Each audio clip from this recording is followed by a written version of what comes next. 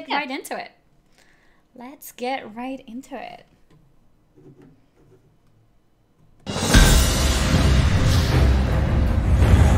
Hello everybody and welcome to Wowhead Weekly Show 156.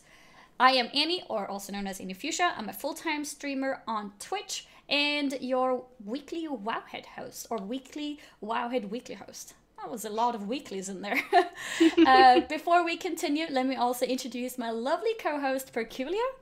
Hey everyone, I am the site director for Wowhead. I oversee a lot of the news and guides and features you see on the front page.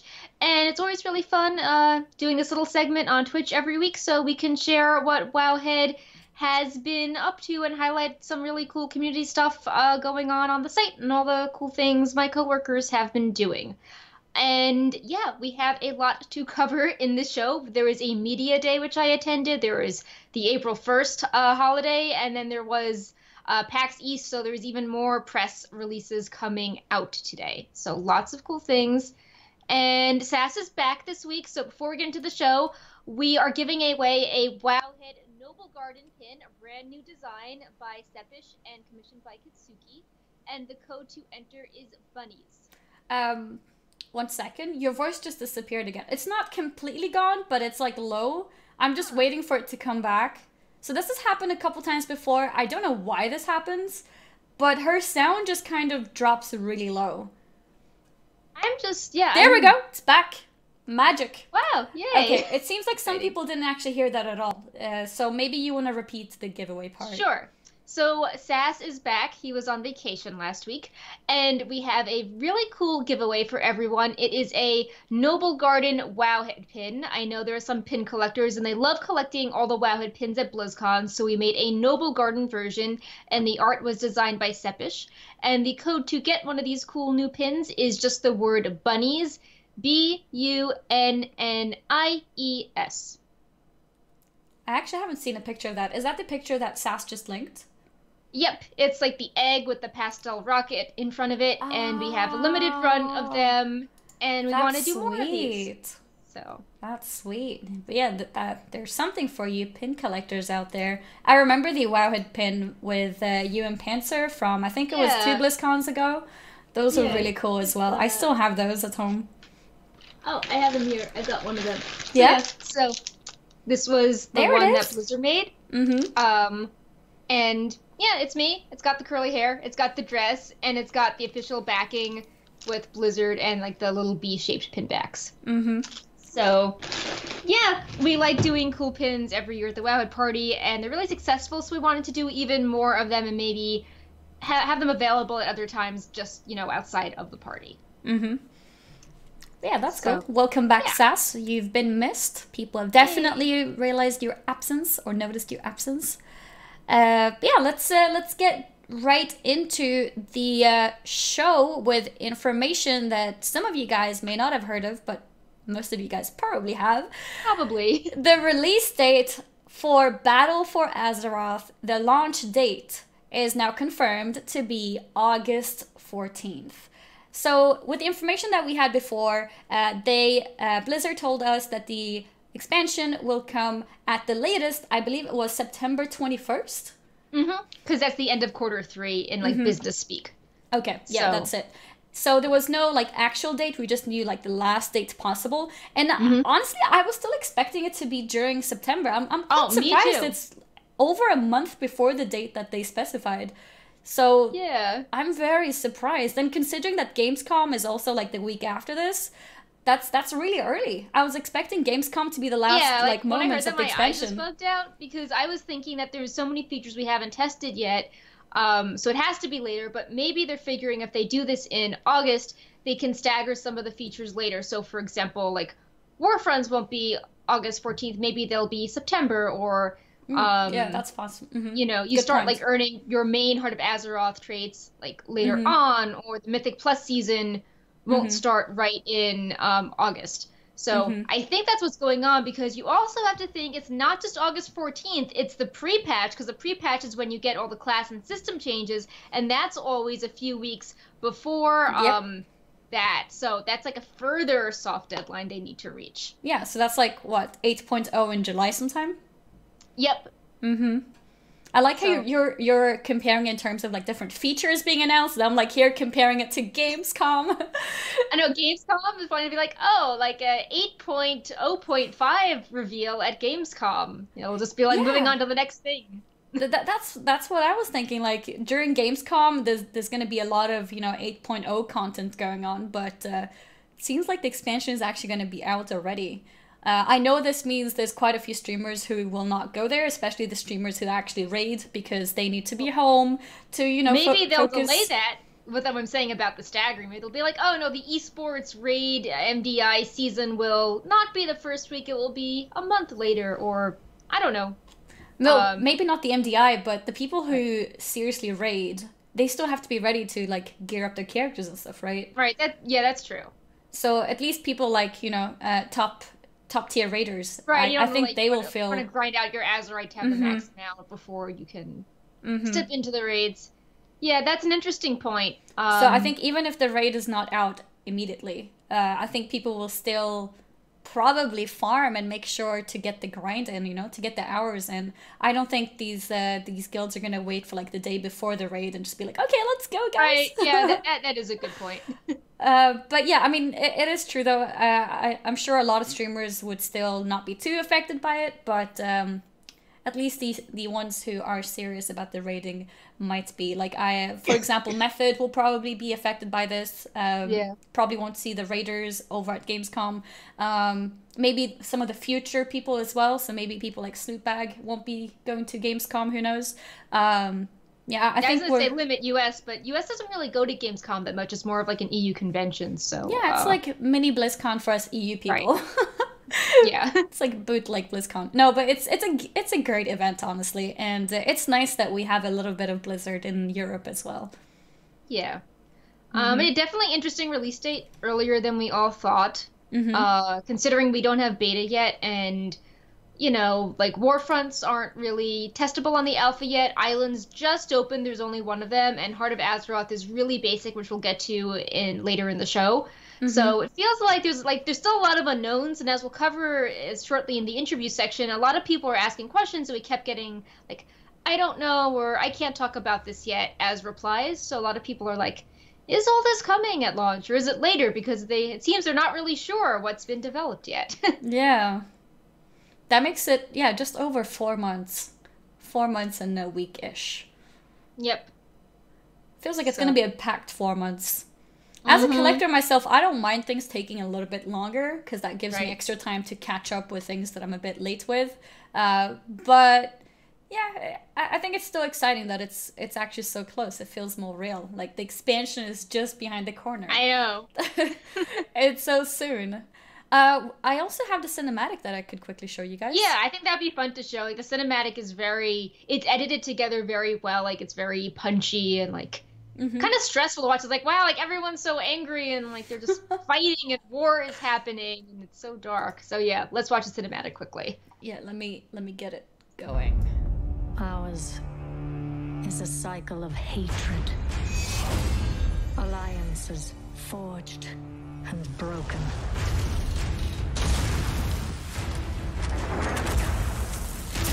Only one of us wanted this war.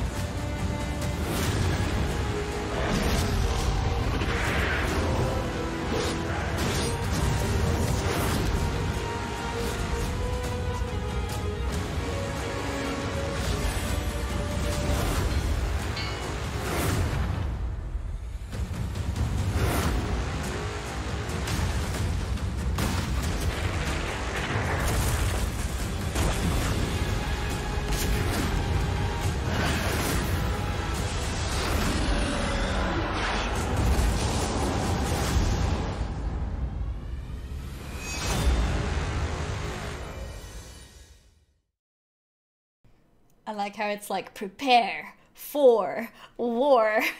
Yeah. That video wasn't... Sorry, yeah?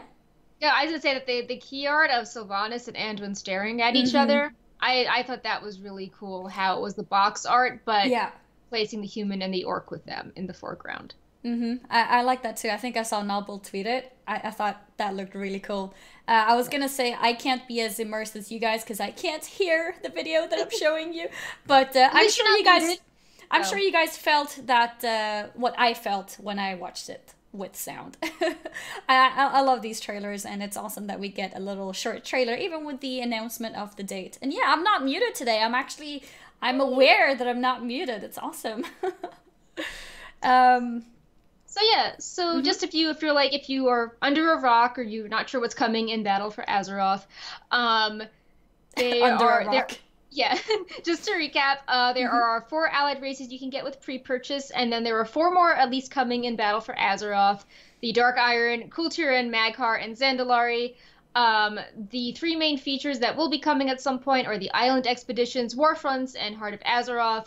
There are the dungeons and raids as usual, and the story is really focused on the Alliance and Horde in conflict, as opposed to them kind of being in conflict, but there being a bigger threat. Although that could change later on in the expansion, which I can talk a little bit about in the press event summary. We also learned about this at 6 a.m. Pacific, I think 3 p.m. European time. And some of us got a sneak preview of this at a Media Day event several days ago at Blizzard headquarters, where I saw this a few days ago. And then at the end, it revealed the date. So it is soon, and I am really excited, but also kind of in shock that it's so soon right now.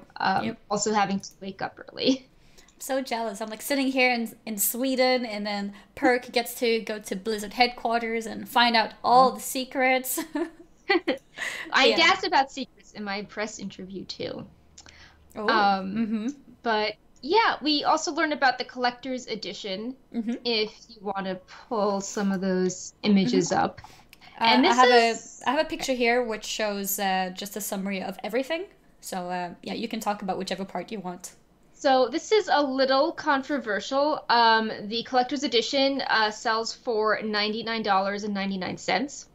It contains a 2-sided novella, elegy, and a good war that covers the events leading up to the burning of Teldrassil from Alliance and Horde perspectives.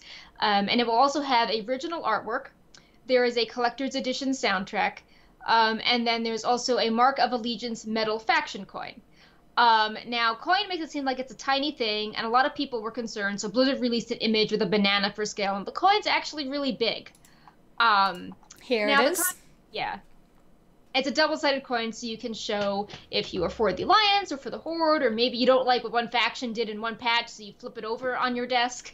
I actually also thought first that it was going to be a small coin, so when I saw this, it made me a little bit happier. I was like, whoa, okay. It's actually a pretty big medallion.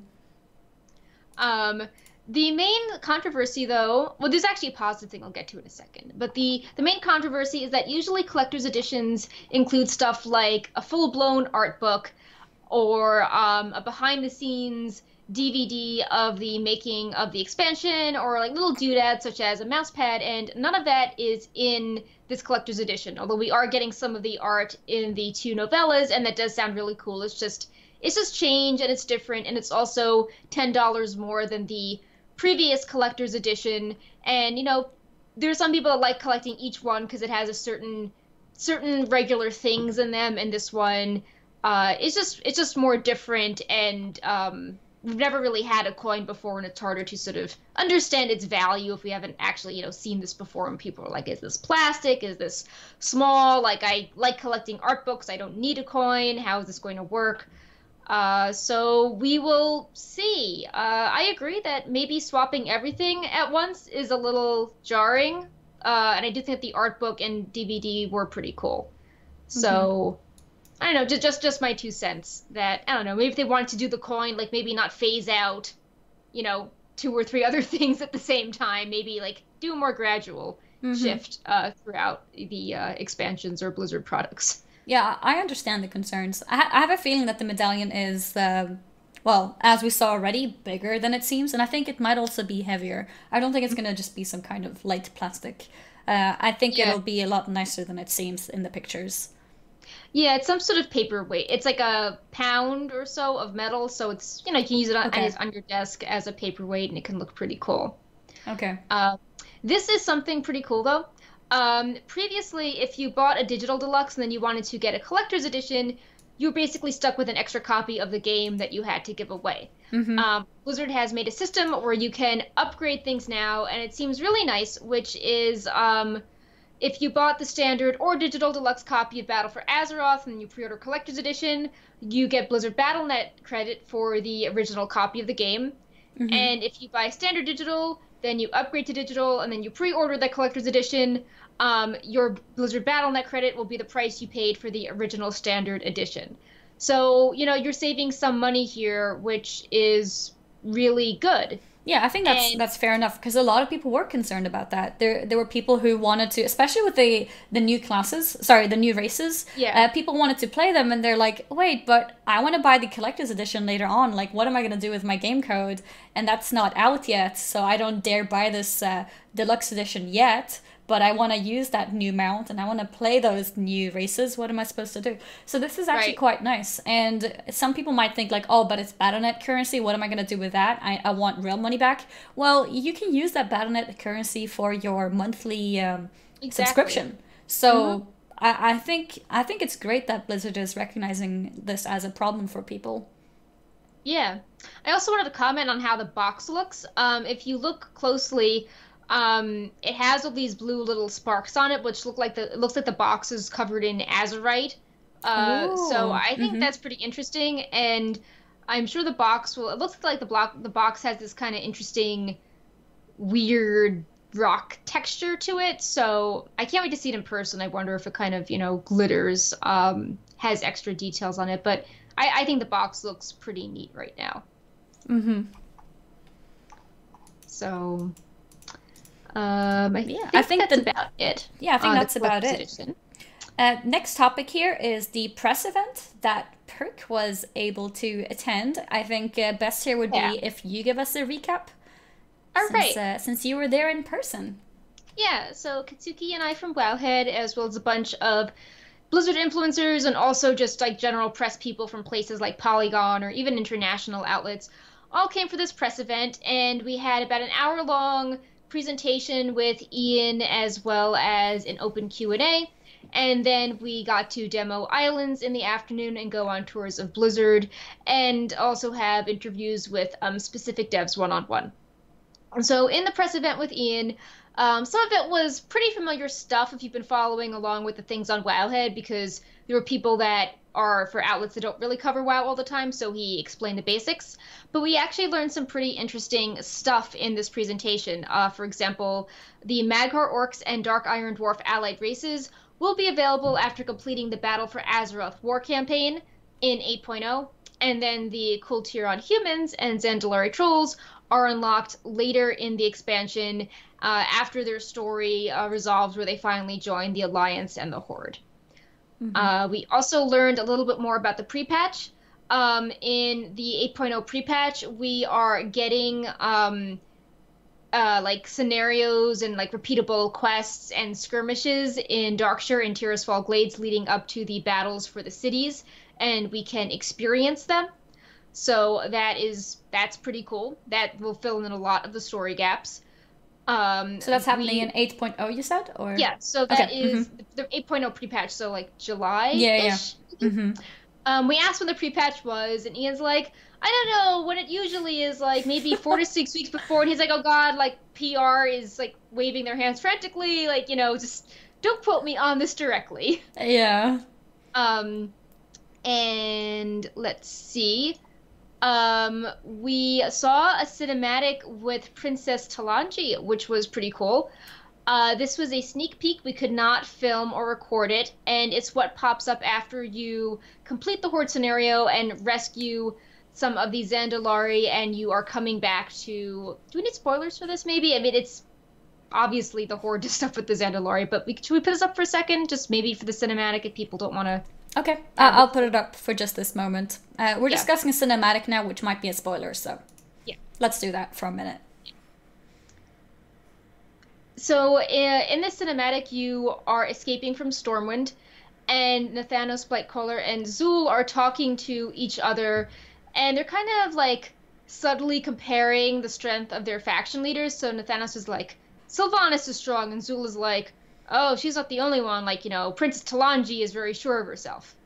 Talanji is doing a ritual to communicate with the Loa Razan, who's the Loa of Kings, and she's asking if she made the right choice in partnering with the Horde.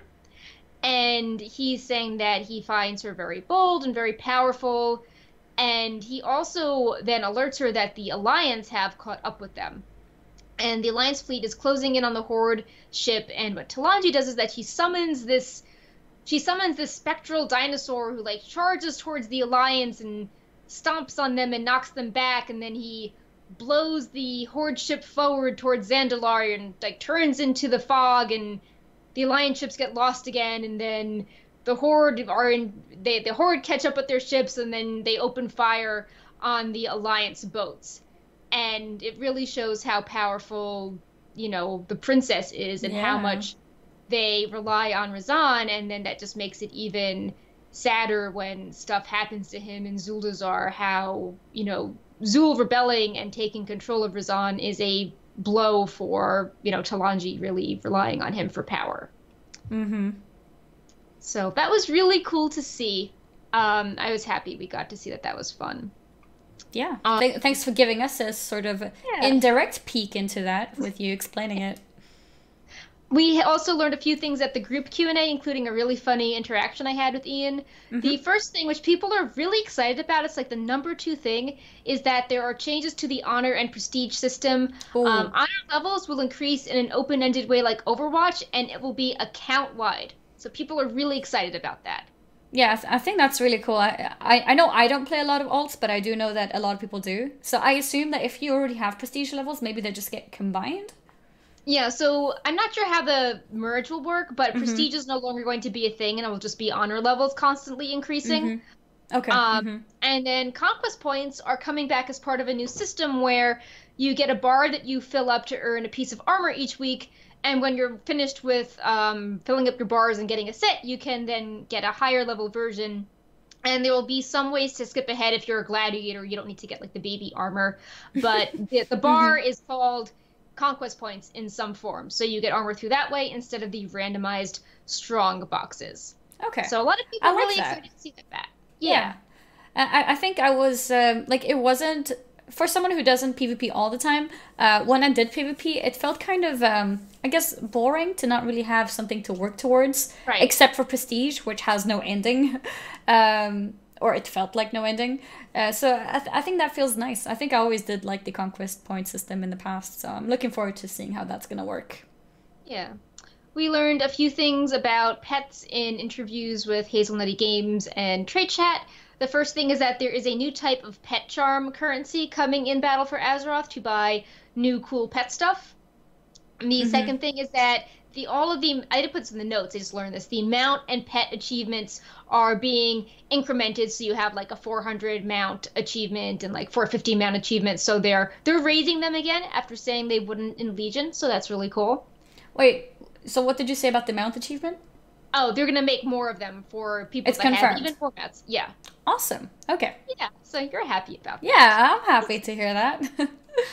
And the Una questline introduced a new type of tech where if your character has completed a type of criteria, your pet can then take on a different appearance. So for example, in the Una questline, when your character did certain things, Una would wear a crown or like hold a wand or a doll. And this opens up a lot of interesting tech where, you know, maybe one day you can go to an NPC, and if you finish the zone, you can have the NPC give your, you know, dog a backpack or your cat a hat or something like that. Yeah. So Jeremy Fiesel was like really, he's like, I've decided that there's going to be like a pet like barber shop, and he's like, no one else knows about this, but I can do really cool things with this tech now, and I want to do them. So yeah, that sounds cool. Yeah. And the final thing, which I thought was really funny, maybe not new info at this point, but I was asking Ian if the Heart of Azeroth system would be really in at launch, or if it would really come into its own when like Mythic Plus and Raids opened, because we haven't really seen anything on them yet, and the data mine traits are very like straightforward and not exciting. So would more stuff be coming in like a 0.5 patch?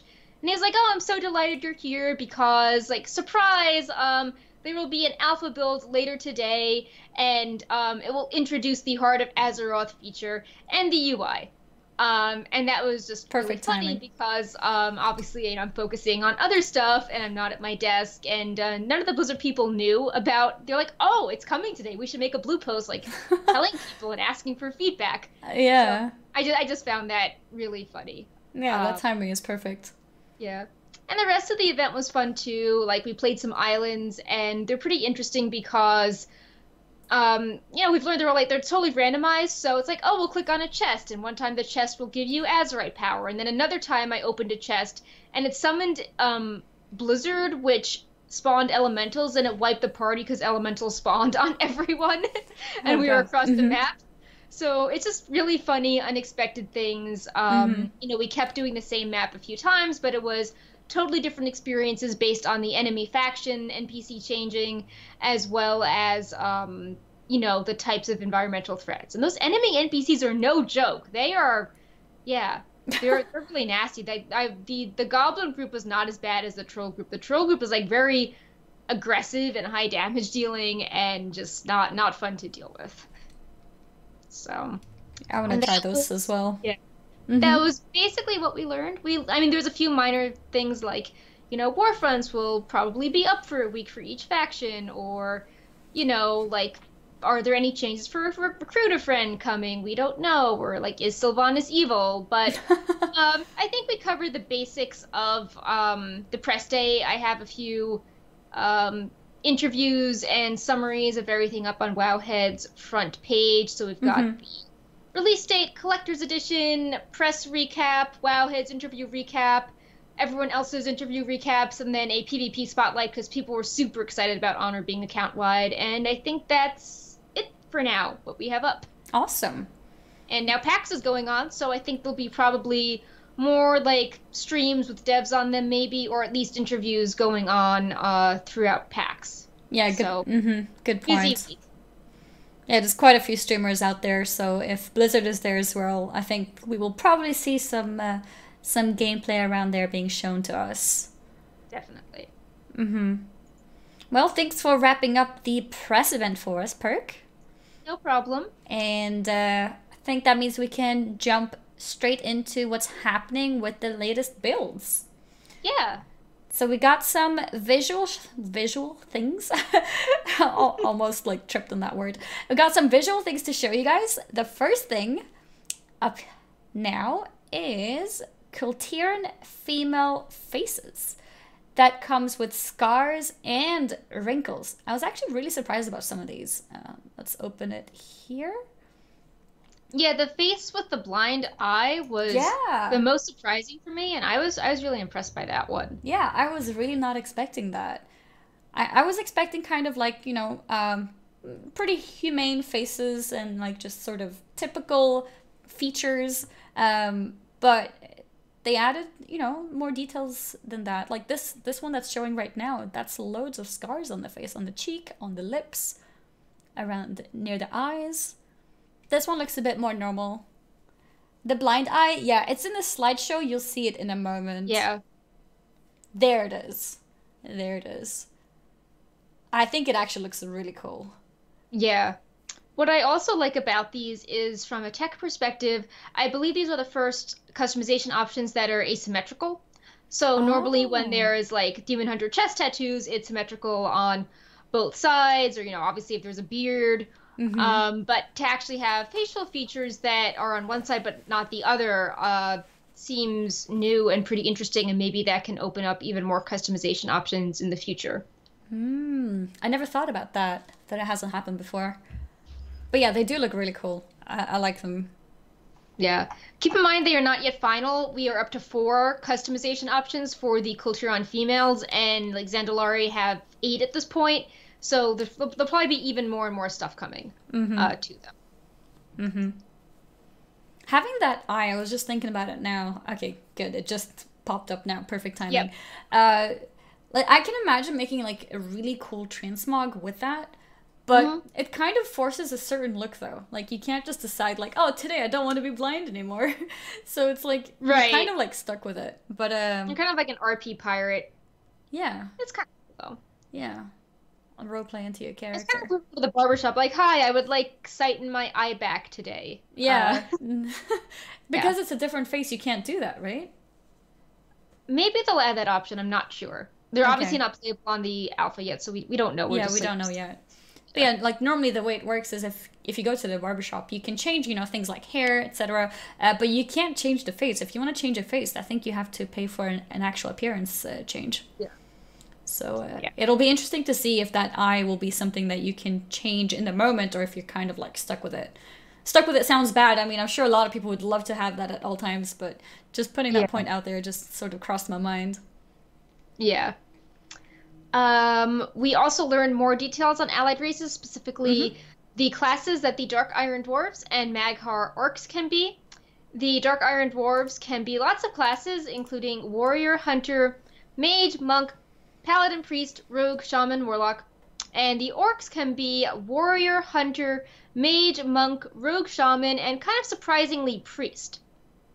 Because regular Orcs cannot be priests, and Mag'har Orcs can be priests. Do we know the story behind that? We're not sure. Maybe because they were the uncorrupted race, they have like a closer connection to the light.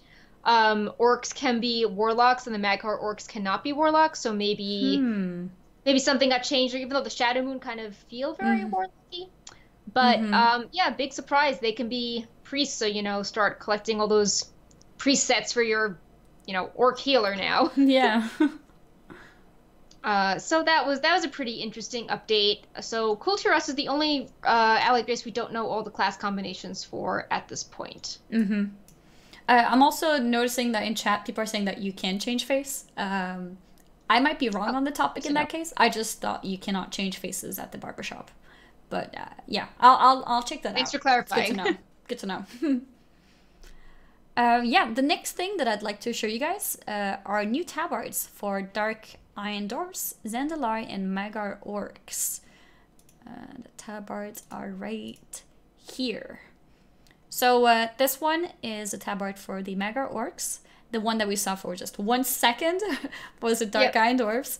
And this one would be the Zandalari one. So after this one, the Dark Iron Dwarf will pop up again. There we go. There it is. I'm liking these high-necked tabards.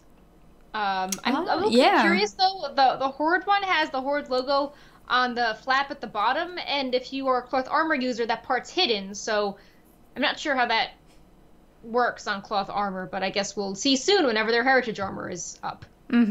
Yeah, that's a good point. I think the armor or the tabard might look a little bit boring without that part, because then there's not much else happening. Right, but I guess there's no pattern at the top. The heritage armor is pants, so maybe this is meant to match perfectly with that heritage armor, but like lots of people like to mix and match, and it might look weird on other stuff. Okay. I also want to point out, this just came to my mind, so the Zandalari one I think is maybe a faction the Horde can gain rep with, as opposed to this is the tabard that matches your heritage armor, because the colors are totally off. Like the heritage set's like very red and gold and blue, and this is purple and bronze. But interesting to see when all this makes it into the game. We also learned at the press event that each faction gets 6 reputation grinds. 3 are like friendly factions, 2 are neutral, and 1 is a faction on the enemy continent that's all about war. So you can imagine the Horde is gaining rep with the Zandalari Empire faction, and that would make logical sense. There's some other model updates of other tabards that I thought I would just quickly show you guys. Yeah. Right here. In case you guys are interested. What tabards were these again? I think one was Proudmoore? Yeah, so Proudmoore is the anchor that's green. Mm-hmm. Order of the Embers is the brown one. And then there is the Duelers Guild, which is the black with the swords, and that's very mysterious. We don't know what that's for. Mm-hmm. Yeah, I like the anchor one. It's like a warm green. Yeah. Going on from these armor updates, we want to show some other models / animations, in particular the updated bear. I think I have a video to show that here. Yep, there it is. So it's a subtle change that it's like the bear's posture has changed a little bit, and the movement has also changed, and the movement while moving and also while standing still has changed. Right. And this yeah. this affects things like Guardian Druid forms, including the artifact forms, but it's also all bears, so any mount that is a bear is affected, like the Amani Battle Bear or the reins of the White Polar Bear. Here, as it's walking, you can probably see the difference a little bit more clearly. Honestly, I thought the one that says live was supposed to be the new one, because it feels a little bit smoother. The one to the left looks a bit more stiff, but apparently that's the one that's the newer, updated version. And Perky mentioned something about it resembles a Zandalari bear a little bit better. Yeah, so obviously the Zandalari bear is like not really a bear, it's sort of a dinosaur with spikes on it. And maybe they are trying to change the animation so they all can kind of use the same rig or base set of animations, as opposed to having the Zandalari animations having to be completely different than the regular bear druids, and having it sort of cascade into twice as many animations for everything. So maybe they're trying to reach a middle ground and see if all druid see if the Zandalari bear and the regular bears can have a compromise on the animation, so they can all use the same base one. So that's my thought. Okay. Yeah, I think that would make sense, because it did feel like it's a little bit more stiff. It's moving less, and like, you know, what's going on. But it makes sense if it's kind of like looking towards having a better standard for it, so that they can be a bit more creative with adding movements and similar to both types of bears. Well, the other one doesn't really look like a bear, but you know what I mean. So yeah, I think that makes sense. I think that makes sense. So this next model thing is super exciting. Oh, the new mounts? Is that what you're looking at? Yeah. Okay, we got some new mounts to show you guys, which is also here. Teldrassil Hippogriff. I just randomly picked one to show first. I think this one looks amazing. I actually really like it. It's a bit of a darker sort of is it like a wine red or almost brownish color? It's like purple wine. Purple. That's wine purple, something like that, with a bit of golden armor with the green details. I really like it. And what was the thought about this one? So my theory is that the Night Elf Hippogriff and then the Forsaken Fellbat from last week will be rewards tied to that 8.0 pre-patch related to what you're doing in Darkshore and Tirisfal. The Forsaken Fellbat mount received the mount description, perhaps this mount, one of the last of the giant bats to escape Undercity following the siege. So I think that if this is clearly related to the Battle of the Alliance one, that the Night Elf Hippogriff could also be, you know, the Hippogriff that escaped, you know, from Darnassus. So I think those will be 8.0, some sort of pre-patch rewards. Because they're really detailed and awesome faction pride, and we've only seen those two factions, not the other factions, getting racial mounts. I think from these two, the Hippogriff has to be my favorite. Yeah, I'm super excited about the Hippogriff. Even though if it is for the pre-patch, I'm going to be so sad, but we'll see. Yeah, they look really cool. More mount updates. We've got we got two mounts here in a slideshow. One resembling or reminding of the Dark Iron Dwarfs, and one reminding of the Magar. Did I say orc? Dark Iron Dwarfs, not orcs. And then the Magar orcs. And the idea here is, or the thought here is that these mounts may be new vicious mounts. So as rewards from PvP. So the Horde one is confirmed to be a vicious saddle mount. Okay. And the Alliance one, we don't know, but there's an icon called Dark Hound mount. And it makes sense that if every race so far and then the upcoming allied race, Horde one is getting one that, you know, the Alliance would also be getting another like PvP vicious saddle themed one. So yeah, I think that would make sense. I know a lot of people love the PvP and they're like, oh my god, can this be the actual like allied race mount? I would like this instead of the one-hounded core hound, but it looks like I checked and the core hound is still the allied race mount, and then this seems to be the PvP vicious saddle mount. Yeah, I think that would make sense. 4 really awesome mounts in this past build. They're all really cool in different ways. Yeah, I think this one looks really cool. That'll be the first vicious mount that I spend my saddle on, for sure. We also got something called Dark Hounds. I don't know if we know anything about it. I think because they come in some different colors as well. Yeah, I think they were devil dogs, like just around Azeroth, and they were kind of low polygon, and they updated them to look a lot nicer. Okay, so they're not really mounts; they're just sort of updated models. Just, like, creatures, like maybe things hunters can tame, just incidental stuff out in the world. Yeah, because they look a bit, I don't know, like naked to be mounts. Yeah, I don't think they have like mount animations and saddles and all that stuff. They're just well, one of them looks like the unarmored version of the one, but yeah, as you mentioned that one just popped up. Like maybe they just will hang out in, I don't know, Searing Gorge or one of those desert zones. Oh, imagine having that Dark Iron Vicious mount and then that flamey one as a pet, as a hunter. Oh, that would be cool. Yeah. Then you like battle pet, like a little mini Ragnaros. Yeah, then you need a small one too. Yeah. I love those things when you can like just match them together. Yep. We also got some new other model updates. The Old God projections. Actually, I don't have it showing here. Okay, you can talk about it. I'm gonna get it right here. So we got these 3 Old God projections, and we believe they are related to an Uldir encounter called Zekva's Herald of N'Zoth.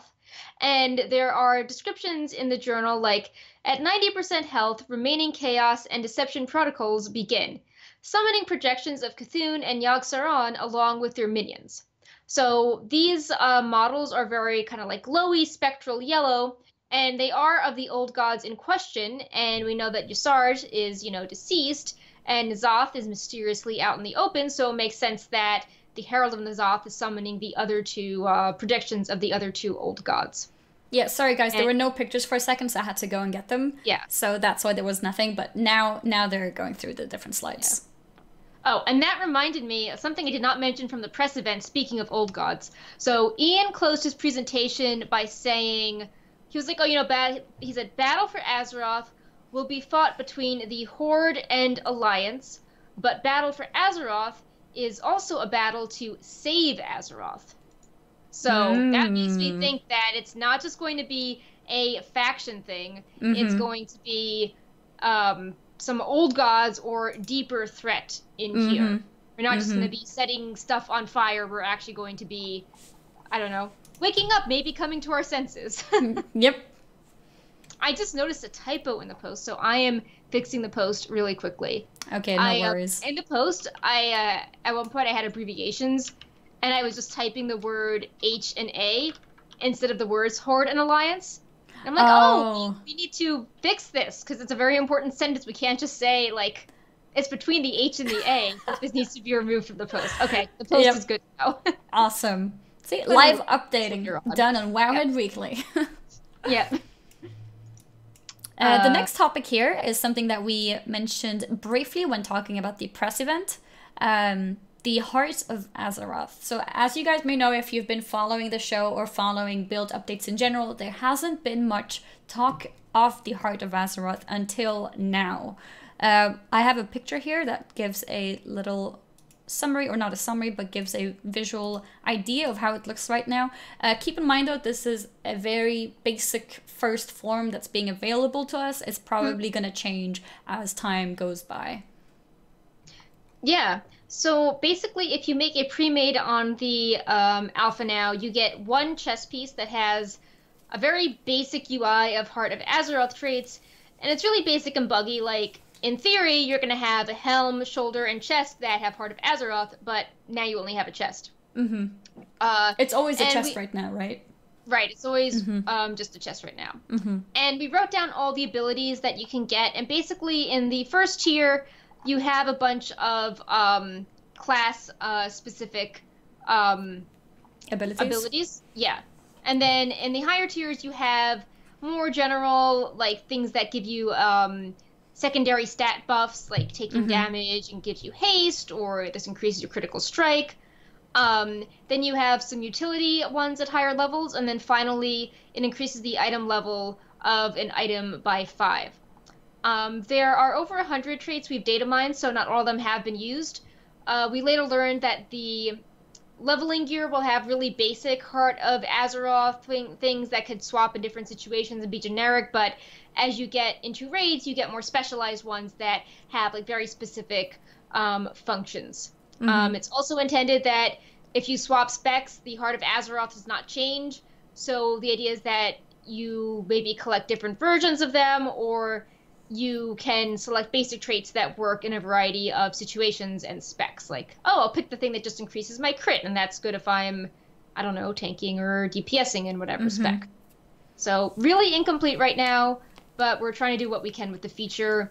And we also added like a little Azeroth calculator to the pages that do have them.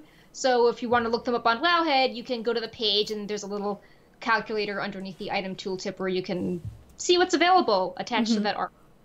And as someone pointed out, it actually literally even says on the screen, temporary user interface. So I think they want to make it very clear that this is not the final form. And just looking at the picture itself, I mean, I'm happy that this is not the final form, because when you look at the different abilities that you choose really from, basic. It's really basic. And then when you finally reach number 10, it's like, it's just one ability. And then you'd think that it's something, whoa, because it's all alone there. And then it's just item level upgrade. Yeah. If you remember at BlizzCon, it was almost too advanced. It's like, here are these circles, and you click on the circle, and then the circle in the circle like spins around and locks into place, and there's concentric circles, and like, let's put the 3 circles together for your 3 pieces of gear. And it's just like, whoa, so many circles. And now it's just like, let's make a little pyramid of, you know, stuff. It's very simple. So maybe something in between will be the final result. Yeah. Because it made me think of like relics, like how our relics are working right now, and it's like, that doesn't seem that exciting. It actually looks even more boring than the relic one. So yeah, I'm glad that's just a temporary one. Very early, it's not set. The idea is to have this kind of be up there with artifacts and legendaries, but be more interesting, because with artifacts you just sort of got everything, you unlocked it eventually, and then with legendaries you felt bad because you were waiting forever to get the legendary you wanted, but now at least with this, you can target the specific piece of armor. They don't Titan Forge.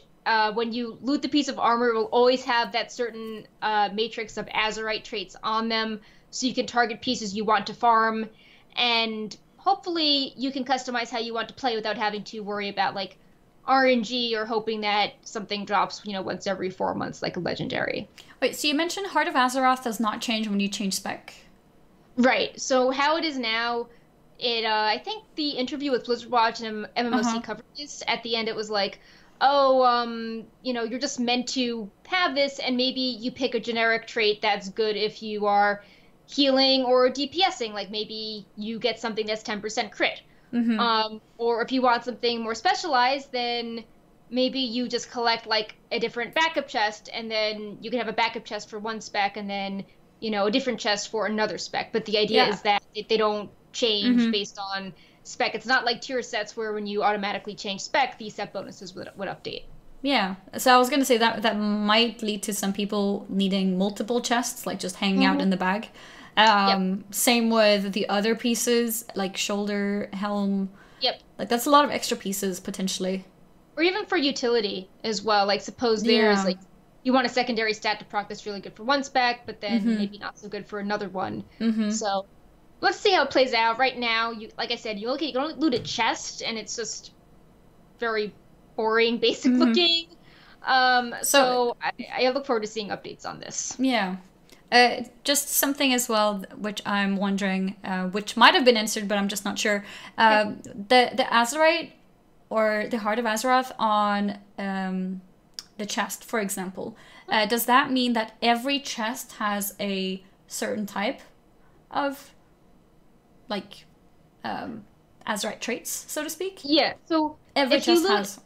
Every chest will have Azerite traits. Mm-hmm. And the idea is that a chest with a certain name, like if you loot a normal raid chest, that chest will always have a certain number. Gotcha. Will always have specific type The of same traits. traits. Yeah, it's not like, oh well, this could Warforge or it could like have a tertiary trait or it could have random secondaries. It's like no, you're always going to get the same tier 1 options, the same tier 4 options. Like the mythic version will always give you the same really cool traits on it, so you won't have to worry about like constantly farming for a piece and then worrying you don't get the.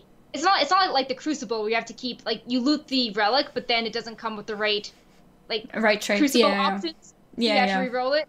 So it's more static. I think that's better. So if you get a piece in normal and then you go on and get the same piece in heroic, then it'll be definitely an upgrade because there's no RNG in the traits. Okay. Yeah. Gotcha. Yeah, I just wasn't sure about the Azerite armor thing. Like, is it like only certain chests have it, or like they all have it, or how it works? Okay, but now I understand. Yep. Moving on from Heart of Azeroth, and by the way, if there's any people in the chat who have any kind of questions, just at Sass or at Wowhead, and Sass will make sure to write them down so that we can go through them at the end of the show. Yep. Moving on, we got a new zone. The zone is called Vol'dun. Apparently, it's a horde leveling zone with a sort of desert environment. I've got some pictures here to show you guys.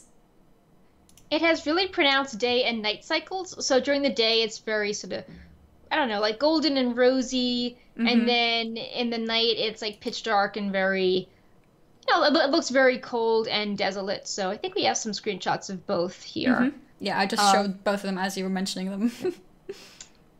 This is, looks like an ancient lost city complex, which was devoured by the desert over the millennia. There are the Tortolan and Sethrak factions here, as well as the Vulpera Fox race, which a lot of people are speculating could be an allied race because they have very detailed animations more so than other races. But this makes me wonder because it's a horde leveling zone, and so it seems like the horde will interact with the Vulpera before the alliance does. Something like that. So I think the Vulpera are kind of like gypsies because they're like traders in lots of zones. Okay. But then there's like gypsy caravans and settlements in Vol'dun, but then they're also enslaved by the Sethrak as well as Lady Ashvane, who is making the Vulpera mine Azerite for her war machines. And then I think there's some. There's even like a picture of like some trolls with a Sethrak trying to sacrifice a thunder lizard.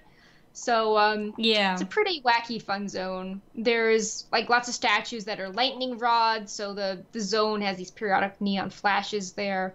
I like how Kulturas looks better, but I appreciate how the zone is laid out and how the lighting works on it and how it looks very pretty, sort of seeing the light reflected off and the pinks and the purples softening the desert. Do you think the fact that it's a horde leveling zone, it kind of increases the chances for Vulpera, if becoming an allied race, to become a horde one? Yeah, I think that could be the case.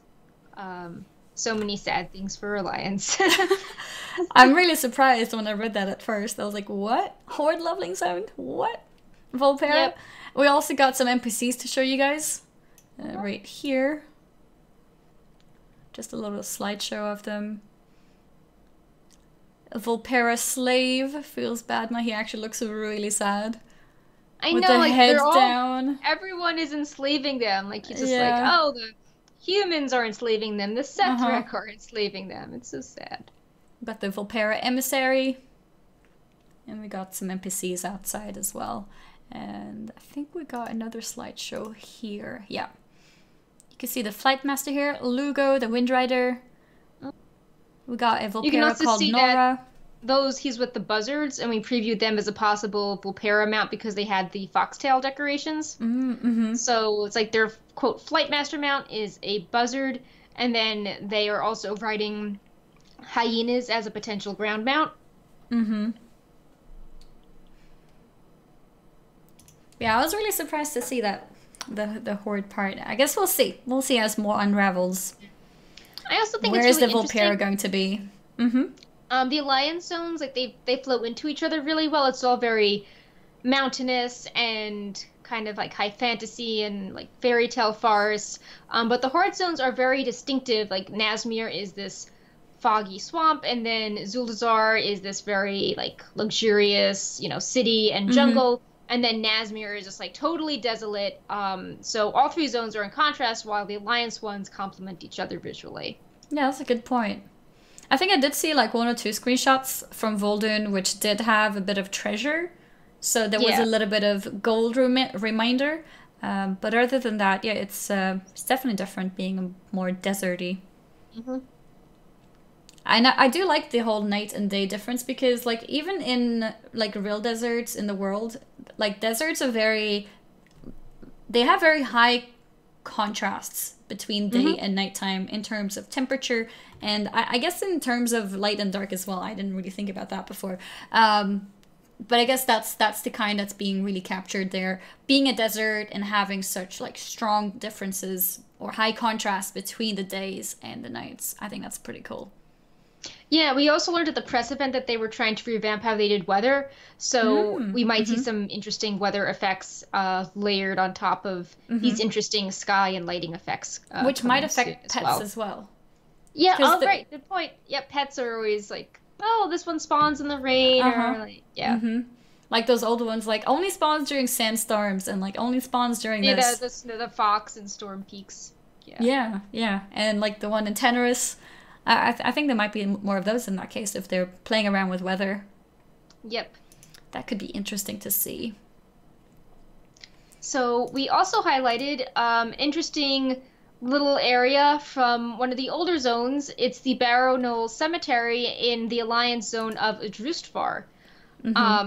And you can do a short quest line to interact with some ghosts there.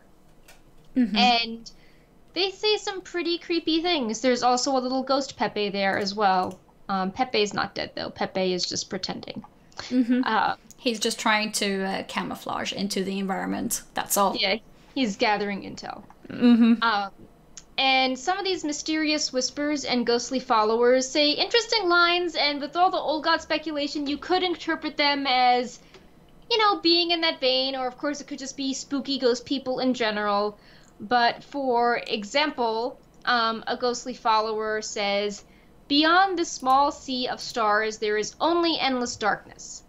And of course, the speculation is that maybe this is a reference to the prison where N'Zoth is at, because Il'gynoth says, to find him, drown yourself in the circle of stars. And then the puzzle box of Yogg says, the stars sweep chill currents that make men shiver in the dark. Or there's other lines like, the master waits for you to join him. Has she betrayed you yet? She will. So, you know, that could be a reference to Sylvanas. The master definitely sounds like some, you know, old god that cultists are worshipping. You know, the world will burn with the beauty that is to come. That sounds like Jaina in the features overview trailer talking about, you know, we've made kindling from our suffering, the embers of resentment. So that echoes what she's saying.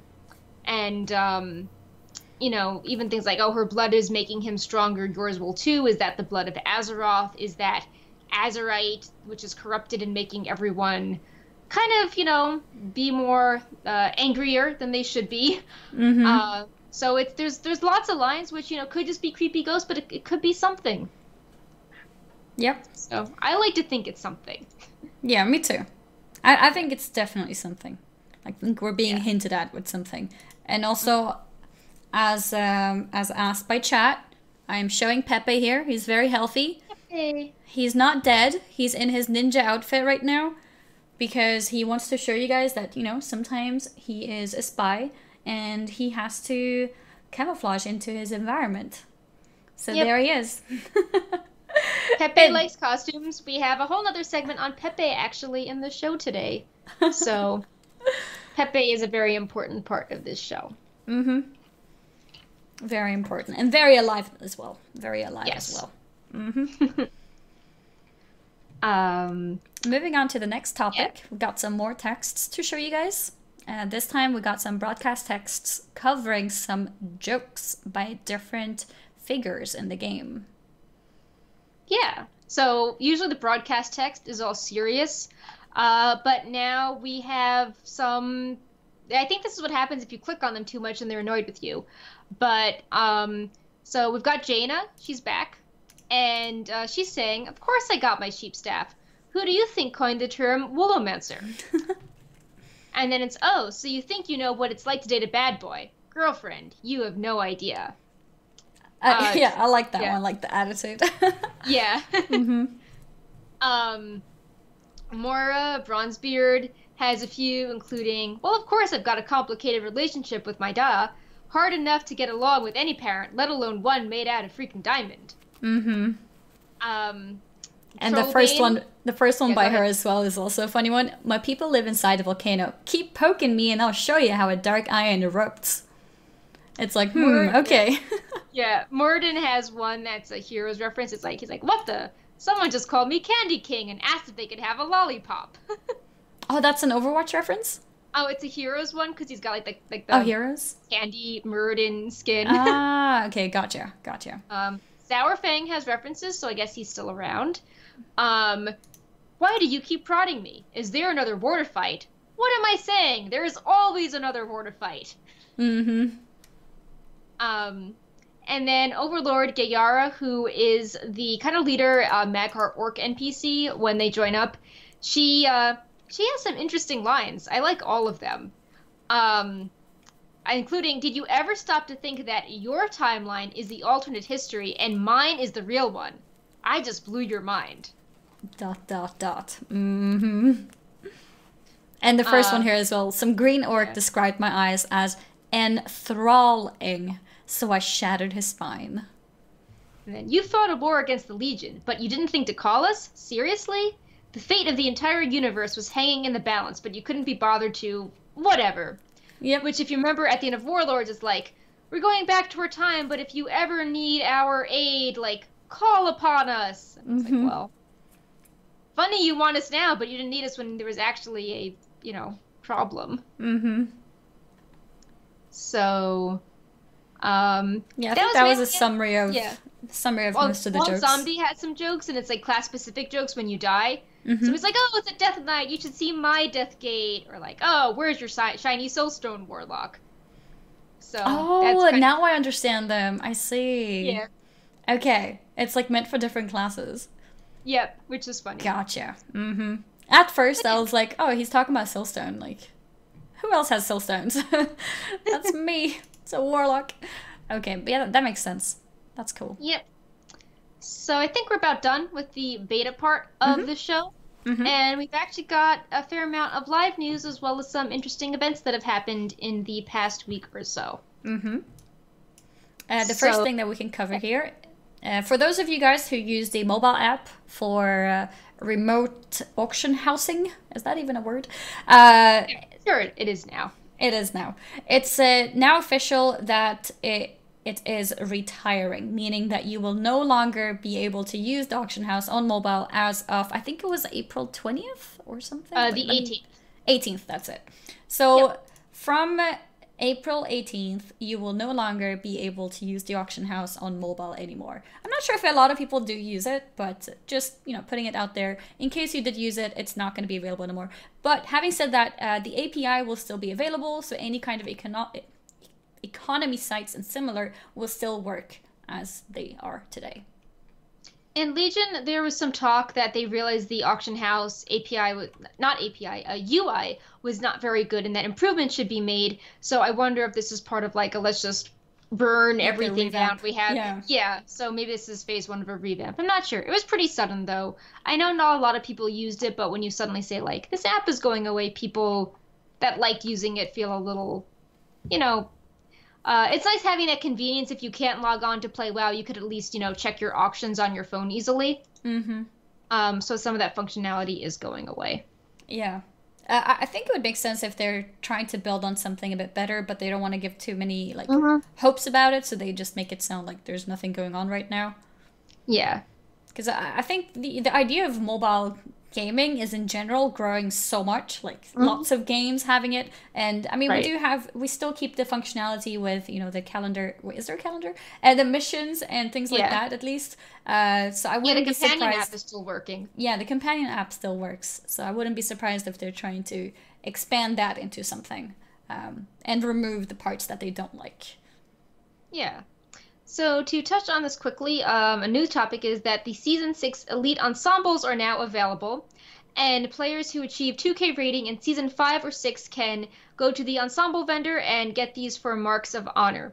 Now, this was important because usually every 2 seasons resemble each other, and then they're available to buy, so like Seasons 1 and 2, and then 3 and 4. But the issue with 5, 6, and 7 is that you've got 3 of them that look alike, and you would not be able to get this ensemble until the end of Season 7, and that's a really long wait. So Blizzard did some sort of hotfix, and they now have the appearance available now, as opposed to 3 or 4 months from now. So that was really cool that they did that, because they were saying that it was kind of a complicated thing to set up, so I'm glad that worked out. Yeah, that's nice. So you can go and pick up your gear that you've worked hard for. The next topic here is Mythic Plus. Yeah, we've got a few interesting things. The first is that Mayoni, who you may know from soloing things like, Gul'dan, Lich King, all sorts of fights, has soloed a Mythic 15 Cathedral of Eternal Night in time. Yep. So if you do that with a group, you get the special artifact tint.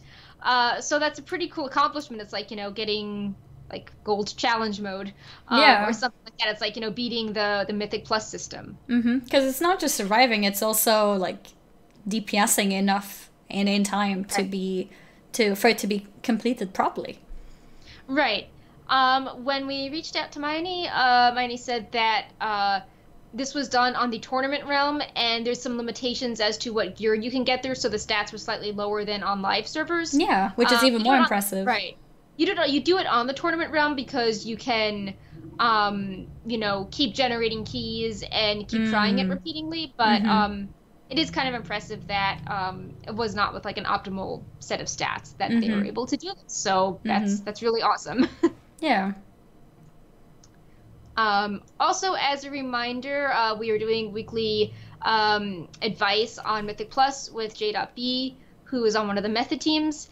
And we also run a Q&A where people just ask them to talk about whatever's new with Mythic Plus. And there was a lot to talk about this past week because the time trial period has ended. And it was really interesting because the way it was set up, it rewarded people for doing a certain keystone in the fastest amount of time. So a lot of people would try to do really risky comps that they might wipe on a lot, but that one time when they get it, it's super fast and it's not very reliable. Like, here's a comp without a healer, or a comp, with 4 monks, and it was not very standard. So he had some interesting thoughts on that in the Wowhead article, because people were asking him about the situation, and he was sort of on the side of being like, I'm not really a fan of this system. Hopefully next time it's different. And he also answered some questions on like Mythic Plus add-ons, or like what's the best dungeons to run with this, affix combo, what are good racials, stuff like that. So definitely worth checking it out. And the next round of Mythic Plus should be starting pretty soon, I think, as well. So I saw some of... sorry for interrupting. Go ahead. I saw some of the lists for these Mythic Pluses, and I think it is kind of disappointing for a lot of people, because it seems like there's like a way to do it the fastest. Like you mentioned, like for example, a comp that has no healer. I saw lots of comps for certain dungeons that were like 4 DPS monks and like 1 blood DK tank, and it's like I can understand, especially coming from a healer, that it feels a bit like, okay, well, I'm kind of useless here. Like, no one needs my healing. And that feels like a flaw. Like, it feels like a role should not feel useless. I understand that not every spec can be completely balanced, but if a role is not necessary anymore, then it feels like something is not quite right. That just reminded me of the illusion. I don't think the time trials were like measuring the right metric. I don't remember this being an issue in the first, MDI, which is organized. I don't remember. Yeah. Yeah, I wasn't really following those lists in the past. I don't know. I just remember I was specifically linked to this one, and it's like everyone is playing this like the same comp in the same dungeon, or most people are playing the same comps, and that is a little bit sad to see. But I guess we'll see. Yeah. So, totally changing gears from like very precise Mythic Plus, we have kind of widespread appeal. We've got this Family Guy clip that made a debut on Sunday, April 1st. And we all thought it was going to be like a full-fledged episode because they made like episode art for it and announced it, but it was actually a really short clip. I actually have the clip here to show you guys. Yeah, I mean, I'm sure you guys have all seen it, but let's just watch it again because, we're showing everything. Yep. And in case someone was, under a rock for the past week, here we go. Yep. What are we gonna do? We're way outgunned. Are any of you familiar with what's referred to as a Leroy Jenkins? Well, I don't know what that is, but let's make a very long, elaborate plan. All right, so I'll run in first and use an intimidating shout. When my shout's done, I'll need Joe to come in and use his shout, too. What do you think, Joe? Can you give me a number crunch real quick? Yeah, give me a sec. I'm coming up with 32.33.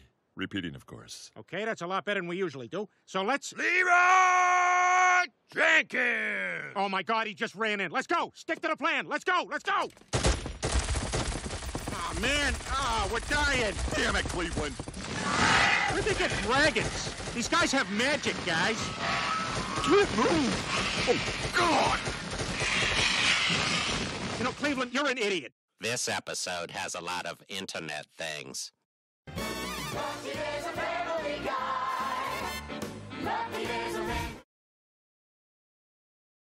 Give me a second. There. Almost forgot to unmute, but I got it. Oh, good job. Almost forgot. I've seen a lot of feedback also from people saying, oh, but it's such an old joke as well. Like, oh my God, so funny, decade-old joke. Right. I mean, sure, yeah, but I feel like the main problem, well, not problem, but the main sad thing about this is the fact that it was made as, like, news, showing the little artwork of, like, Horde versus Alliance. Yeah, that wasn't even related to the clip. No, it wasn't. So I thought, like, maybe there will be more than just an old joke. Like, why use, like, new artwork for an old... It was the Battle for Azeroth background. Mm-hmm. But then it's just like, and the artwork made you think it was a Battle for Azeroth thing, but it wasn't related to that at all. Yeah, like I think it's fine that it was a Leroy Jenkins joke, but I think there should have been a lot more.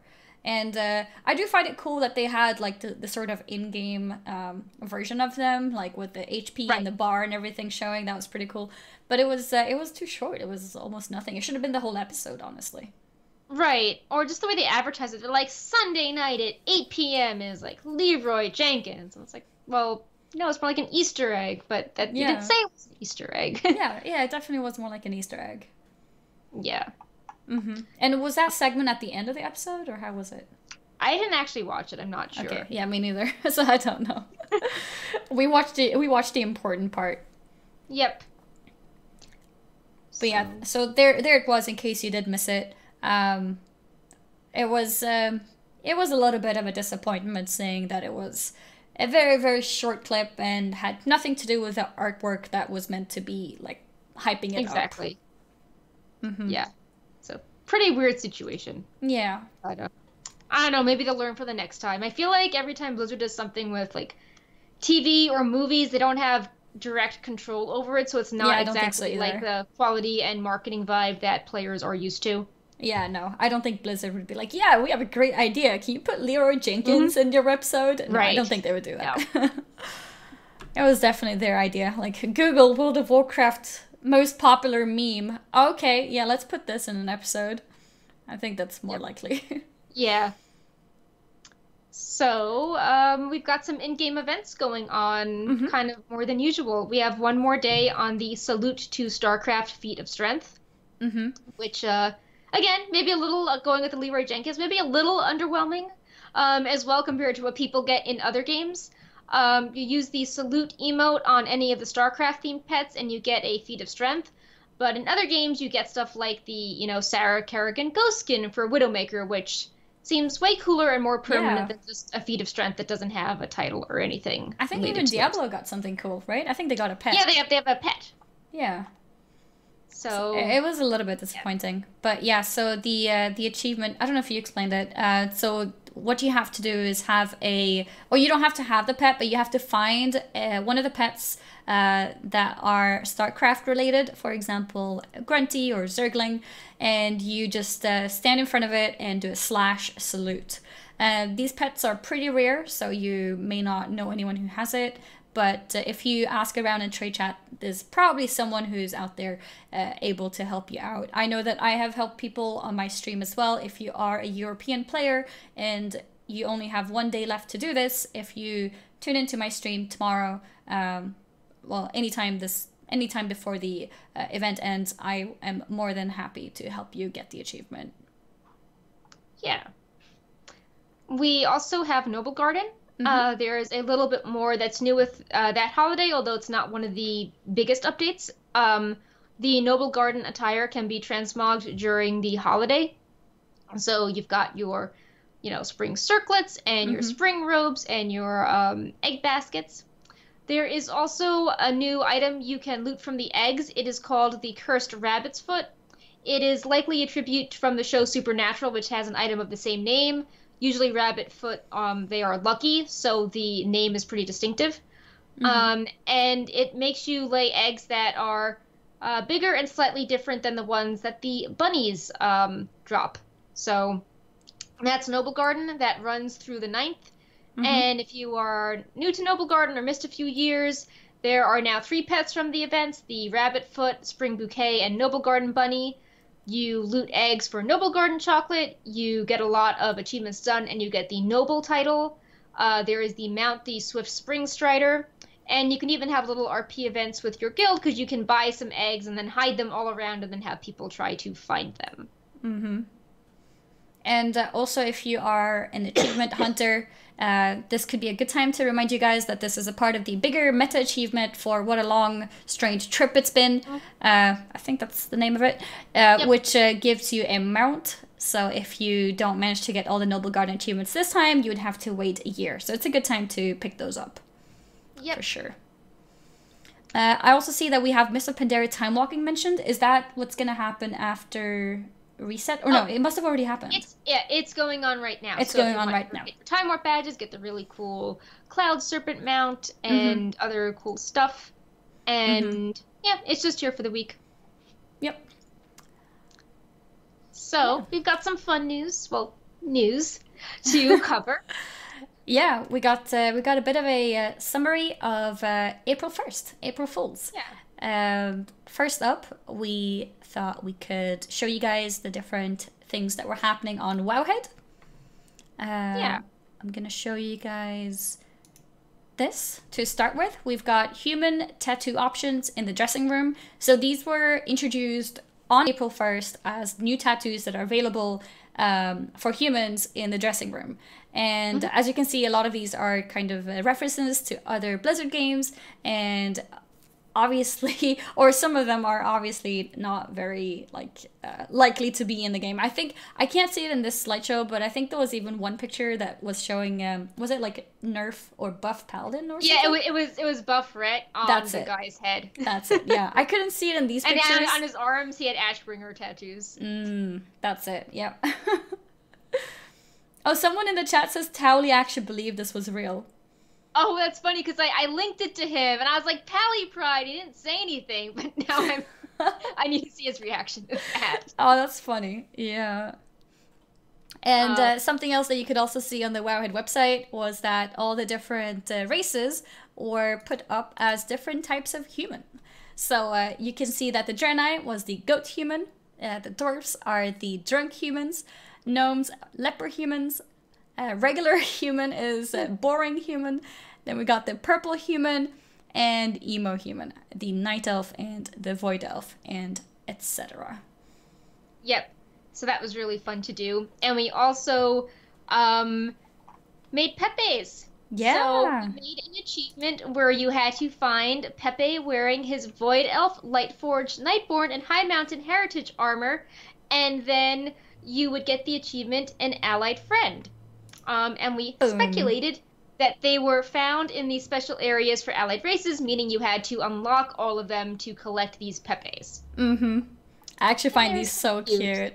I know. Look, Pepe, don't you agree? Look how cute they are.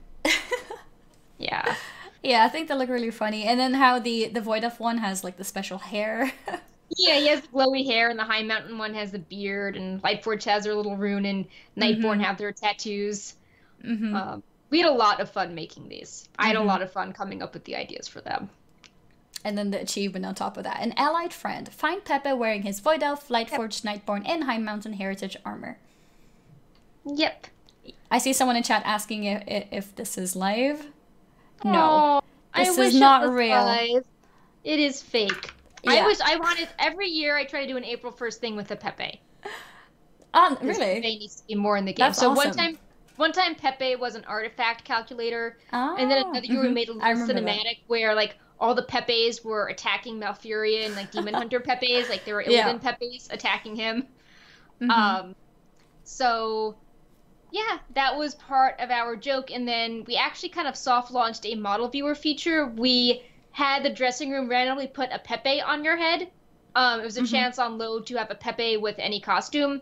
And then on Monday, we added the feature, a new menu where you can now select any costume Pepe to sit on your head. So it's no longer random. So it's like, oh, we just launched a feature on April 1st, and people are finding the Pepe funny. So, oh, surprise, he's now here for real. Yeah, that's cool. Yep. So a joke became a permanent feature. That's awesome. Yep. And Blizzard went all in. They had tons of jokes, not just US, but Blizzard Korea did some really cool jokes as well. So yeah, not sure where to start with these, but I've did you got want to cover anything funny from the fake patch notes?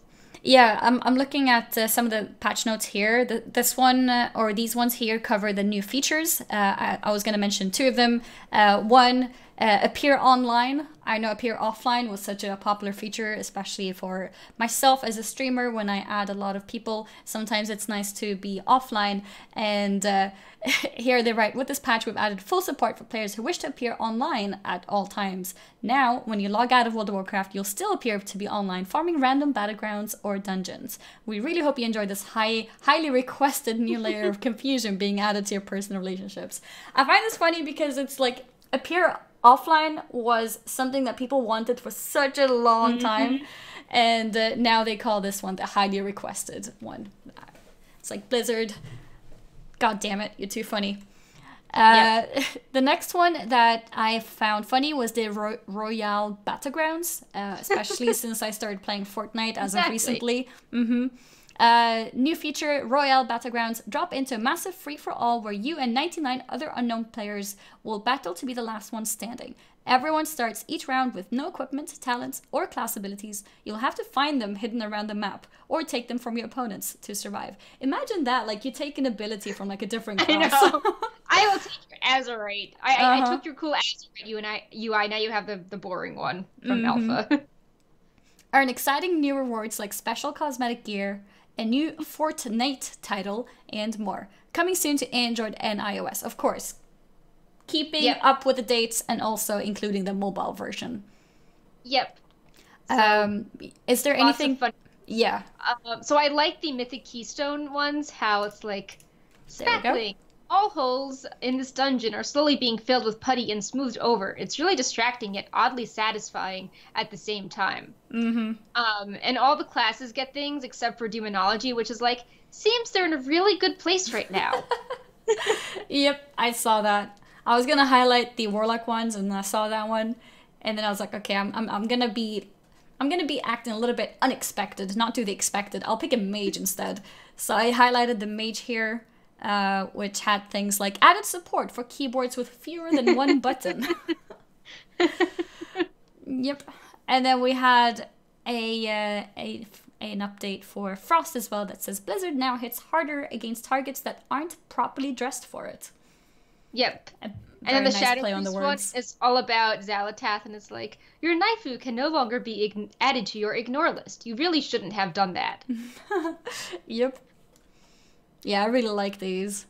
There were lots of things, more than we can, or more than we have shown here. Like there were micro holidays as well.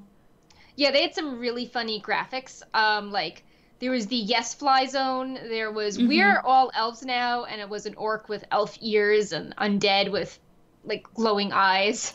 Yep. There was the Future Time Walking event. There was Margot's Retreat Day. There was Repeat Everything Day, so you can keep doing the daily quest over and over and over. Yep. There was like mini holidays, looking for Q, so you can just like form lines repeatedly in the dungeon outside of your choice. And That all these actually have reminded really fun me- images. Yeah, the looking for Q thing reminded me of events, because when you go to like Gamescom or maybe BlizzCon too, like there was like a stand in lines booth. all the time. Yeah, well, you can actually stand in line to join a dungeon, and then you could have like these signs that showed what role you're playing. So it felt like the game version of that IRL convention kind of thing. I can see that. Which ones? I think that's mounts. Or did you want to highlight any holidays? I also had some pictures for the Korea ones with the dance game. What does DDR stand for? It's like Dance Dance Revolution. So basically, you have like a floor pad, and the screen tells you like what button to hit and what direction to go into, and you have to hit them in the correct order along to the music.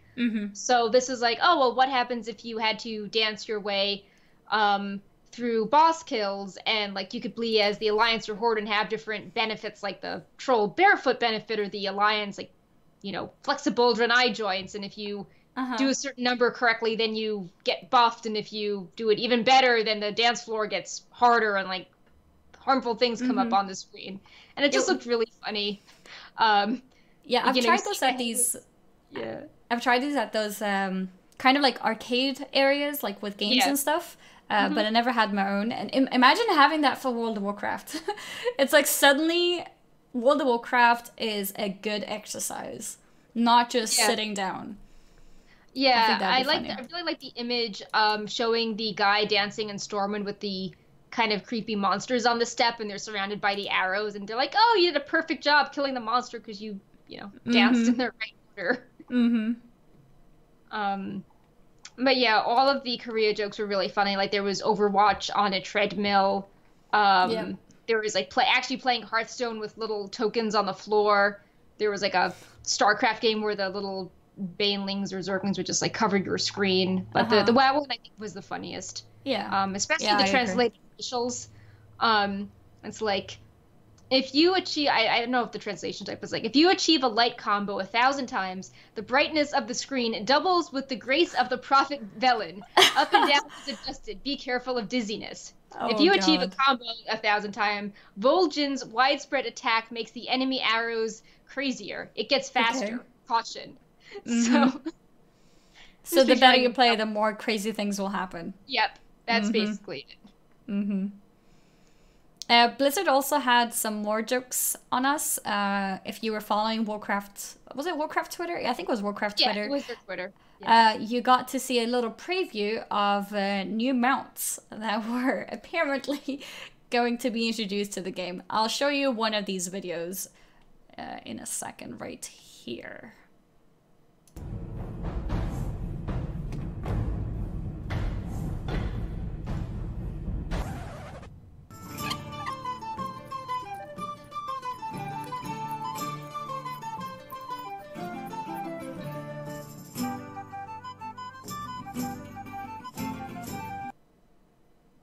Yeah, there it is.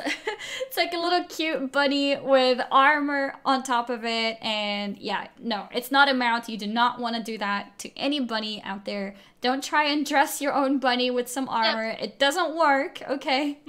That was, it was a joke. It was April Fool's. You do not want to try that at home. But it was really cute. It was really cute. And I think they did 2 more of those videos, so you can check them out on their Twitter feed if you want to. Yeah, one was a rooster and one was a puppy. Yeah, that's it. There were no cats, but I imagine the cat would be hilarious. Yeah. Yeah, I think that was really cute when I saw that. Put a big smile on my face. Yeah. I think that covers all the Blizzard jokes for April Fools, actually.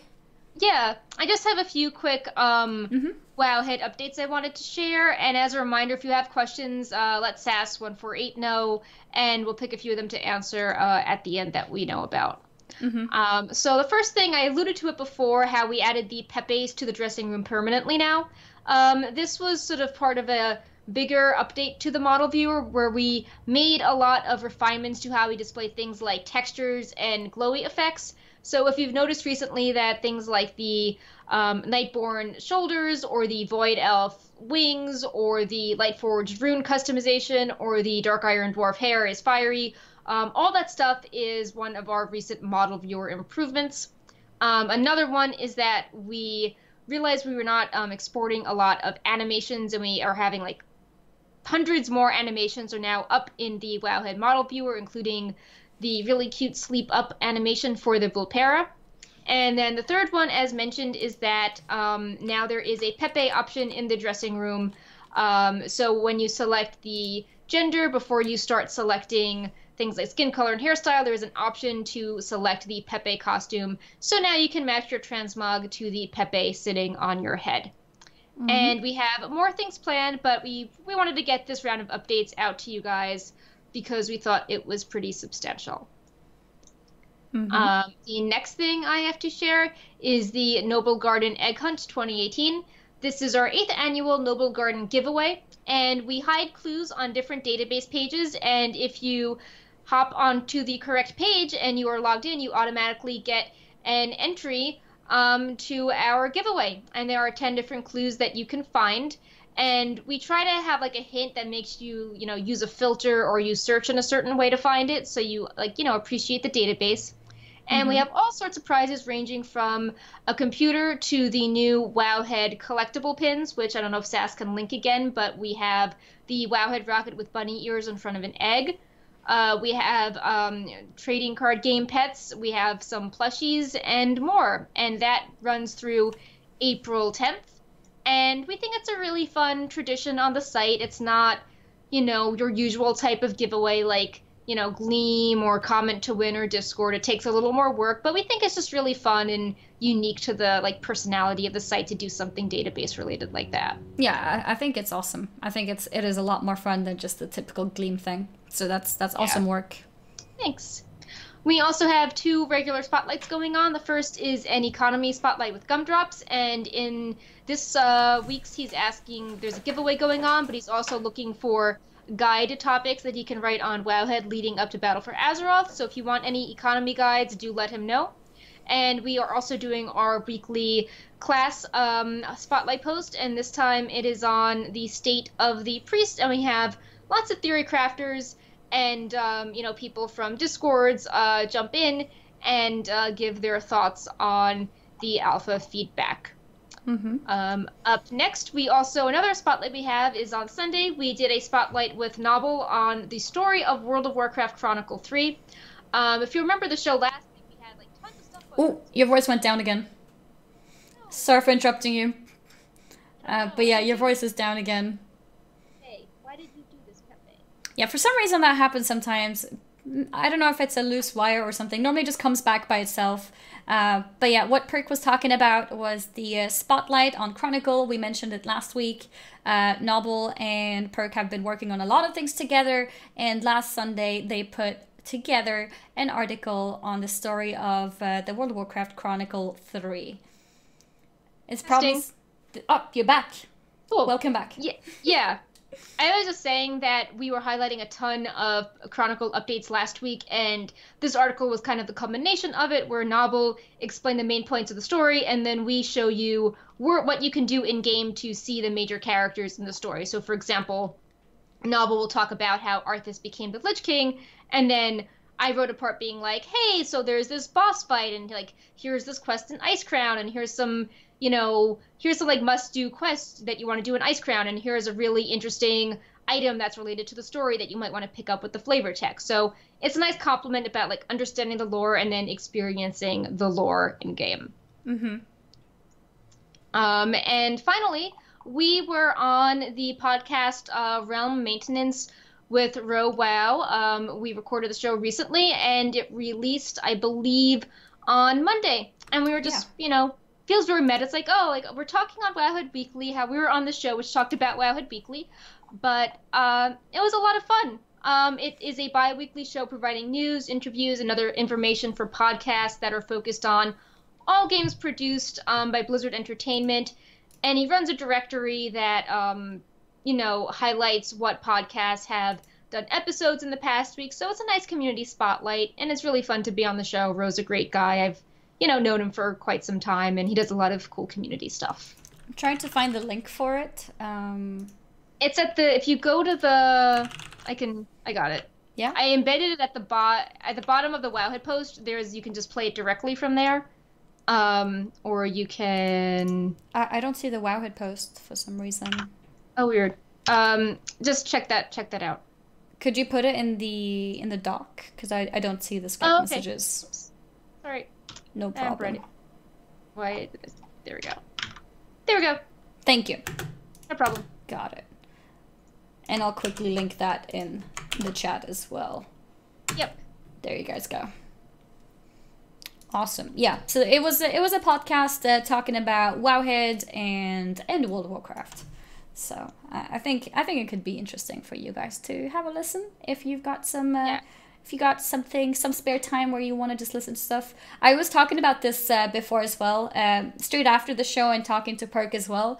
Like, as a streamer, I don't really have any traveling time, right? Because I work at home, and I don't have like downtime when there's no noises, or like where there's like just time for me to listen to whatever I want to and do some work. There's not much of that kind of time. I'm usually streaming. I can't just be like, I'll be right back, guys, gonna listen to a podcast. Yeah. So I don't listen to a lot of podcasts, but it was fun to be a part of one. We have this Wowhead Weekly thing, of course, but I think that was maybe like the second time or so that I've ever been on a podcast. So it's pretty cool. It's like a new experience. That's awesome. Yeah, it is. It was fun. And Ro was also a really cool guy. Very, very fun and cool guy. Yeah. We had fun discussing like Battle for Azeroth speculations and Breakpaw, and why the show's very visual. It was actually interesting. He was like, yeah, maybe your show's actually like worth watching instead of listening, because you really make an effort to have really polished visual aids. Because I know a lot of people are like, oh, like, can you put it on, iTunes or something? It's like, well, what do we do for just talking about models? Like, just sort of wave our hands around and you know.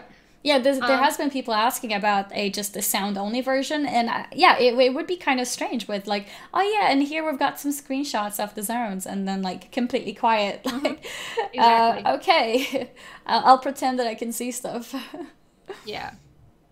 So we have a fair amount of questions. Some I don't really know, or some got answered during the show, but I'll highlight a few of them. Night Swifty asked, in our interview, we covered how the Paragon treasure box system is planned to move forward, but pulling back from low drop rate mounts as reward. And he wanted to know, has there been any mention of what type of reward will take their place, such as toys or pets? He didn't say anything super fancy, but he made it seem like it was just like gold and azurite power. I think he misworded it as artifact power. That kept coming up in the event. It was kind of confusing, everyone calling it artifacts. But I think it was meant to be more generic stuff and not something that you would be killing yourself trying to take out with 1% drop rate. Okay. I didn't know that part. That's cool. Good to know. Yeah. BBJC09 wants us to confirm if you can keep artifact weapon appearances for transmog. Is that correct? Yes, that is correct. Taximals from Discord says, in order to unlock allied races, you must first purchase the base digital version of BFA and then claim collector's edition code as your own. Does that mean I need to buy the base digital if I am planning to get CE? So yes, you do need to buy the base digital, but then you can get a refund on it. So you don't end up spending money on both things, you get the digital money back. But you can't just buy the CE straight away? Well, if you want to get your allied race now, you need to get the code via the digital, and then when you get the collector's edition, you can get the refund on the digital. Yeah, got it. Let's see. Ashilbithia says, does the flavor text on the bat mount confirm Undercity will be destroyed? It basically, it does, but also just the way it was set up at BlizzCon, that the cities that were being attacked were, essentially out of commission at the end of, when all was said and done. Let's see. Sass says, can you do a final call for the giveaway? We're announcing the winner soon, and you need to be present. So that means that if we announce your name and you're not there, it's not your prize. So we're picking it soon. So just keep listening as we answer a few more questions. Let's see.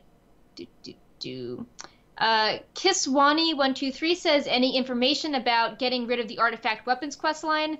No, and we tried asking a few questions being like, what's happening to the Beast Mastery dog? Or does your Shadow Priest weapon talk to you? And they're like, we can't, reveal that now to you. So we tried, but we didn't learn anything about that. Maybe they don't know yet. Yeah. And, maybe they're juggling between different ideas and they don't want to say the wrong thing. Right. I think that's basically it. We had a few on Honor that I don't really know. I don't know how that's going to work. I don't know if Reputation will work like Honor being account-wide. I don't know if they'll add up all your prestige ranks together. I don't know if Azeroth has a weekly cap on it at all, like Valor. All this stuff is still up in the air. So, yeah, that's about it, I think. I actually got reminded that I saw a question towards the end when we were talking about something else. Someone asked about the pet charms, if we can still use them to buy the tokens for example, the max level pet stuff, since the new currency was introduced. And the answer is yes. You can still use them for everything that you can buy currently, and the new pet charms will be used for new things, and probably the same things as well, such as the pet level things.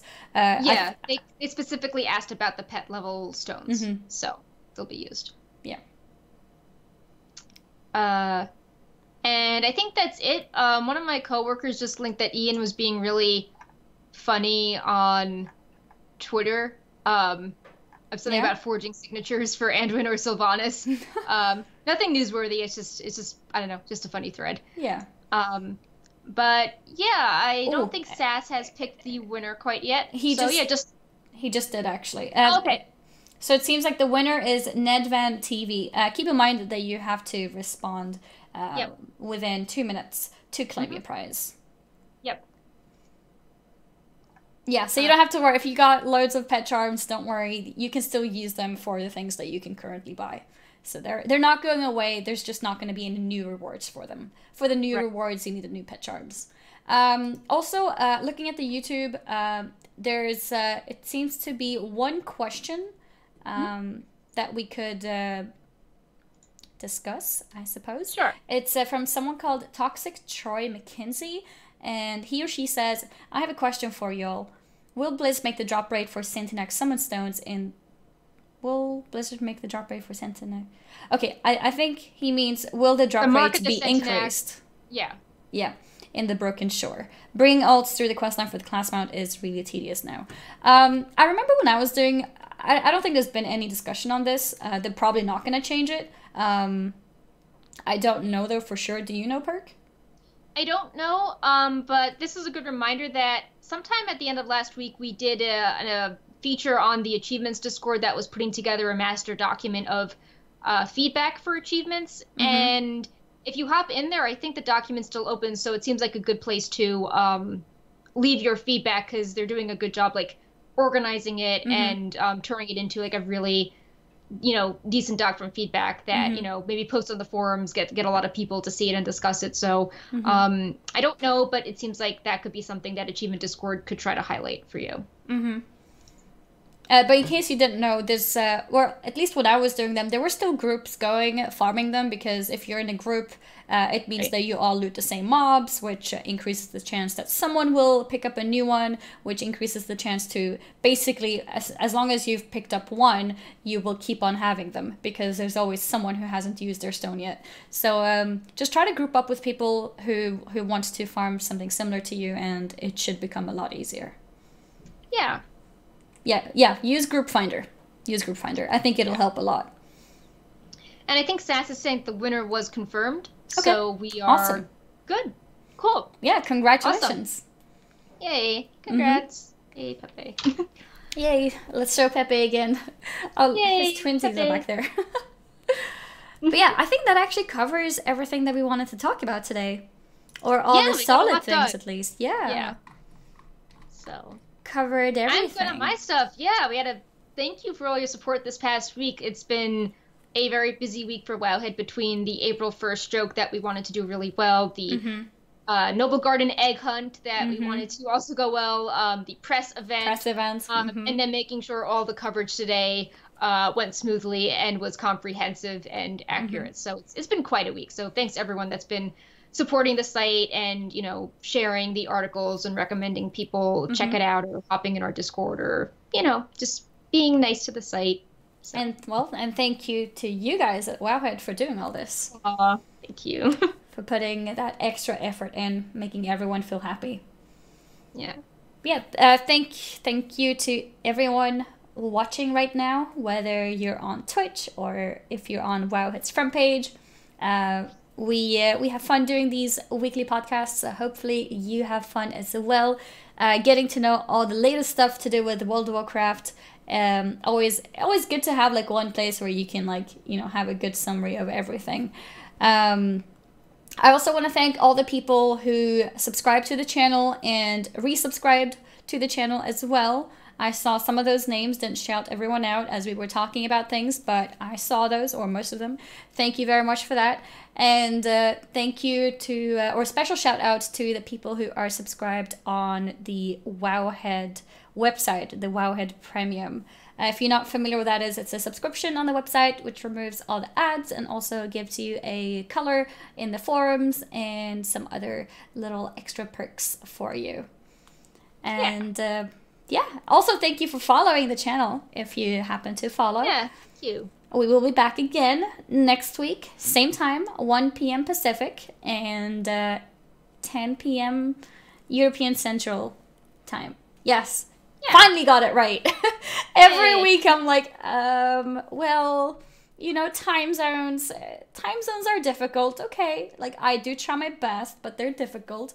But I think I got it right now. I think it's 10 p.m. Central European Time and 1 p.m. Pacific Time. Yeah. And for those of you guys who may have watched for a long time, that does mean that the show is now an hour earlier than it used to be, which makes it even more EU-friendly. Yeah. It moved a little earlier before for you, and now US is catching up because the time zones are finally in sync again. Yeah, exactly. Okay, well, time to wrap up, boys and girls. Thank you all for watching. Thank you, Perk, for being here and for doing everything you do. Thank you. We will see you guys again next week. Yep. Say bye-bye from Pepe as well.